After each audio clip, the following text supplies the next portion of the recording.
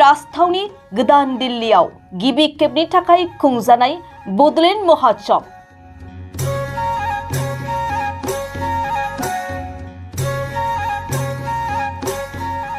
मोसानाय रंजानाय थुनलाइयारि सावरायनाय हारिमु दिन्थिफुंनाय हानजा सुरनायजों रंगिना संगिनायै खुंफुंजादों बड'लेण्ड महोत्सवआ।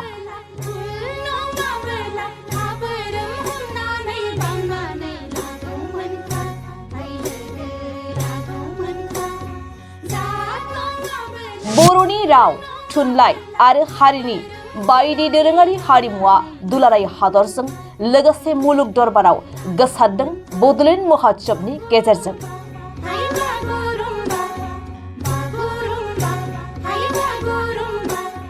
बर'नि गोजाम गोदान गागि आरो मुंदांखा मेथाइ रोजाबगिरिफोरजों लोगोसे महरगिरिफोर आरो बलिउडनि मुंदांखा मेथाइ रोजाबगिरि पापन महन्तआबो बाहागो लानायजों रंजानायनि दोहौ जावरिखांदोंमोन गोदान दिल्लीनि इन्दिरा गान्धी साइ स्टेडियामआ।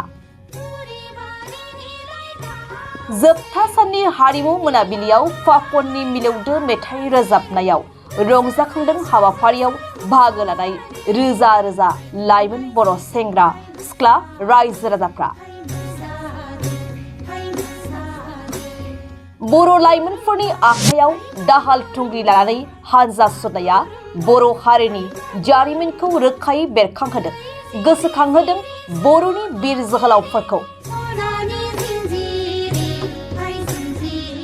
हादरनि गाहाय मन्त्रि नरेन्द्र मदिआबो बे बड'लेण्ड महोत्सवखौ बाख्नायालासे थानो हायाखै। खस्थ'नि गेजेरजोंब्लाबो गोबां बर' रायजो राजाफ्रा बड'लेण्ड महोत्सवआव बाहागो लाहैनानै फैफिननाय समाव हाबाफारिया जाफुंसार महर मोननायाव रंजा खुसियै न' फारसे मोजाङै मोजां सौफैफिनदों। बाथ्राया एसेयावनो जोबाखै, एबार नैबे नुथायखौ एसे नोजोर हो। राङापारा जंक्शननिफ्राय गोदान दिल्लीसिम बड'लेण्ड महोत्सव हाबाफारियाव बाहागो लाहैना न' फारसे फैनाय समाव 2 नं स्पेशल ट्रेनजों दावबायनाय समाव रंजानायनि नुथाय।